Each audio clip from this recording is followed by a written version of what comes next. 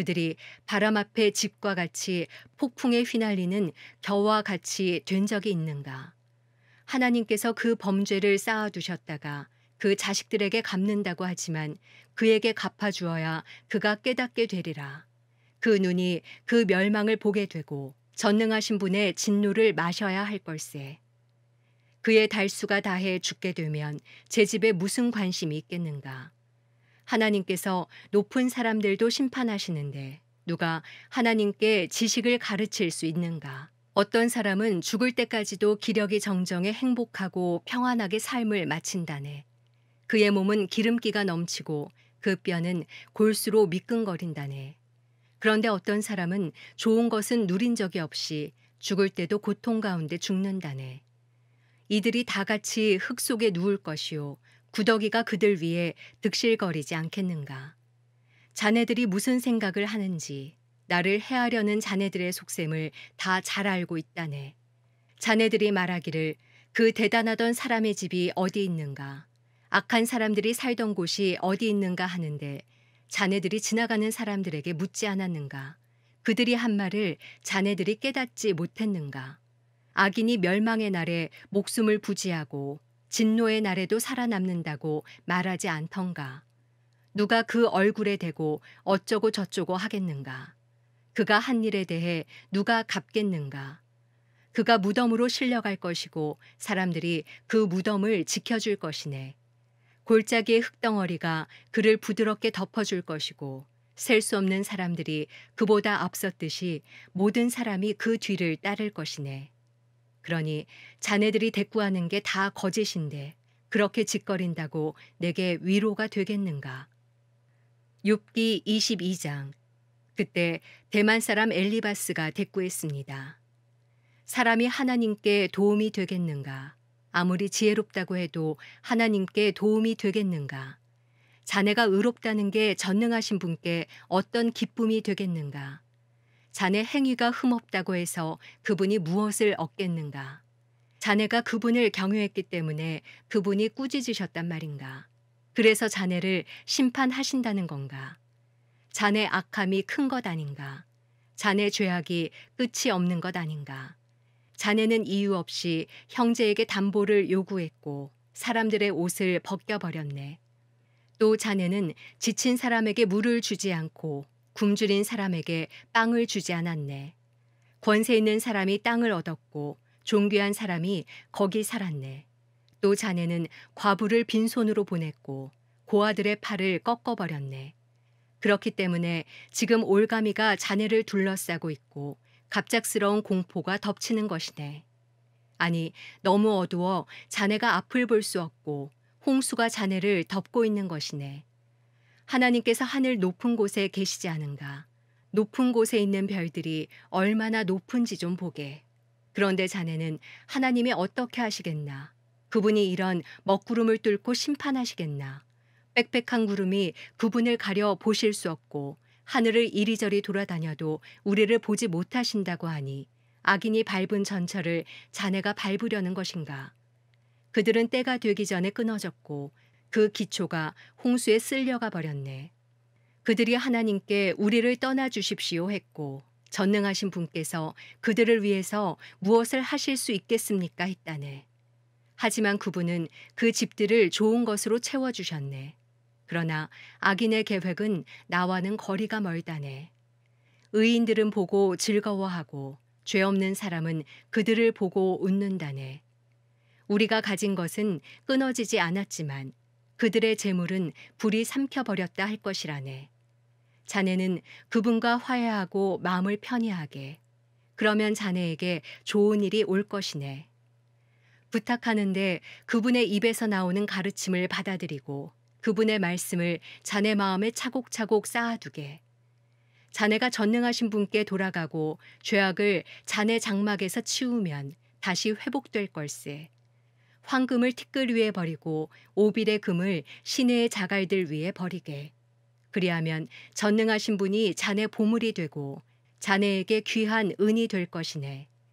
그러면 자네는 전능하신 분 안에서 기쁨을 찾게 되고 자네 얼굴을 하나님께로 들게 될 걸세. 자네가 그분께 기도할 것이고 그분이 자네 말을 들으실 걸세. 그리고 자네는 그 서원한 것을 지키게 될 걸세. 또한 마음먹는 일이 이루어질 것이고 자네의 길에 빛이 비출 걸세. 사람이 낮추어질 때 내가 높여지게 되리라고 하지 않은가. 그분은 겸손한 사람을 구원하신다네. 그분은 죄 없는 사람을 풀어주시니 자네 손이 깨끗하다면 풀려날 걸세. 욥기 23장. 그러자 욥이 대답했습니다. 오늘까지도 내 쓰라린 원망은 계속되는구나. 내가 당한 일이 너무 심해서 신음소리도 나오지 않는구나.